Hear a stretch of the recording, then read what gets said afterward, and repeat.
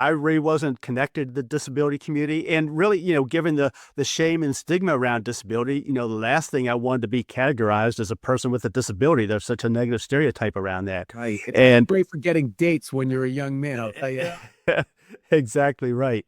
And so I was just, like I said, trying to do the best I could, and was fortunate that I do have, excelled academically and had a number of other talents and was able to do well in my career. But then in my mid to late 20s, I started getting involved in adaptive sports, meeting other people with disabilities, getting more connected to the disability community.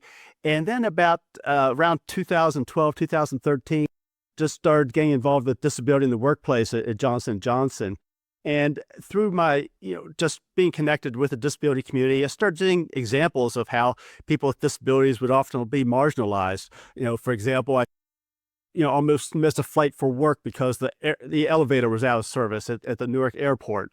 And then I was like, well, geez, that's not right. And then at my local mall, I saw the snow pushed into the handicap parking spot instead of making it clear, like, well, geez, that's not right. And then you start hearing statistics like, the unemployment rate for people with disabilities, which, as you know, is, astronomically high. So I'm like, geez, that's not right. So you just start seeing these things and thought, somebody should do something about that.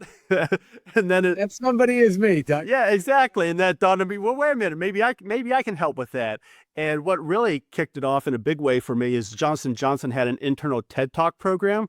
And I'd seen a couple people give talks in that program, but it was really the old fashioned stereotypical disability inspiration type talk.